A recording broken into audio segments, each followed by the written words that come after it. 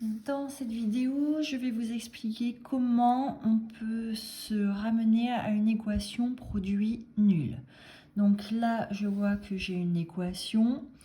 Le membre de droite, c'est 0. Le membre de gauche, c'est pas un produit. En revanche, je me rends compte que je peux factoriser facilement le membre de gauche. En effet, il y a un facteur commun. Donc, je vais commencer par factoriser le membre de gauche. Donc, ça va me donner, entre parenthèses, moins 5x moins 4, facteur de, donc j'ouvre un grand crochet, facteur de 3x moins 4, moins, entre parenthèses, moins 2x plus 8. Donc là, j'ai factorisé le membre de gauche, le membre de droite reste 0. Donc on vérifie, la parenthèse moins 5x moins 4 multiplie bien la parenthèse 3x moins 4. La deuxième fois, la parenthèse moins 5x moins 4 multiplie moins la parenthèse moins 2x plus 8. On va chercher maintenant à simplifier le deuxième facteur, à savoir enlever les parenthèses au sein des crochets. Cette parenthèse est précédée d'un signe plus, donc on recopie ce qui est à l'intérieur sans changer les signes. Cette parenthèse est précédée d'un signe moins. On va donc recopier l'expression entre parenthèses en changeant tous les signes. Donc au lieu d'écrire moins 2x, on va écrire plus 2x. Au lieu d'écrire plus 8, on va écrire moins 8. On continue à améliorer notre second facteur. On va donc réduire. 3x plus 2x, ça nous donne 5x. Moins 4 moins 8, ça nous donne moins 12 égale 0. On reconnaît une équation produit nul. Or, un produit est nul si et seulement si l'un de ces facteurs au moins est nul. Donc, résoudre cette équation revient à résoudre deux petites équations.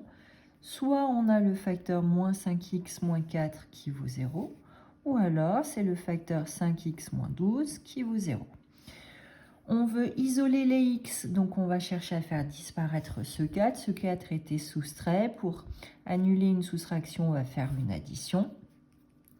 Donc, moins 5x moins 4 plus 4, moins 4 plus 4, ça fait 0. Il nous reste moins 5x. 0 plus 4, ça nous donne 4. Maintenant, on aimerait bien avoir un seul x. Donc, on veut faire disparaître ce moins 5. Le moins 5 multiplié x. Pour annuler une multiplication, on va faire une division. Donc, on va diviser par moins 5 d'un côté et donc diviser par moins 5 de l'autre. Moins 5x divisé par moins 5, il nous reste x. Et là, 4 divisé par moins 5, ce qui nous donne moins 4 cinquièmes. Soit on conserve la notation sous forme de fraction, soit on écrit moins 0,8. On va faire de même, donc là on vient de trouver une première solution de notre équation. Si on remplace x dans notre équation ici, la parenthèse moins 5x moins 4, donc le facteur moins 5x moins 4 va s'annuler et on va avoir 0 fois quelque chose, ce qui nous donnera bien 0. On va procéder de même avec la seconde équation. Donc si 5x moins 12 égale 0, ça veut dire que 5x vaut 12. On a additionné de part et d'autre 12. Ensuite, si 5x égale à 12, on va diviser de part et d'autre par 5. Il va nous rester x égale 12 cinquièmes. Là encore, on laisse soit sous la forme d'une fraction, soit sous la forme décimale, puisque 12 cinquièmes admet une écriture décimale de 2,4. J'ai décidé de laisser tout sous la forme fractionnaire. Donc, je vais écrire la phrase de conclusion.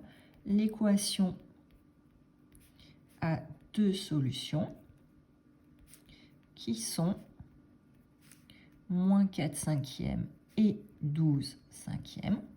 Ce qu'on note en mathématiques, S égale, entre accolades, moins 4 cinquièmes, point virgule, 12 cinquièmes.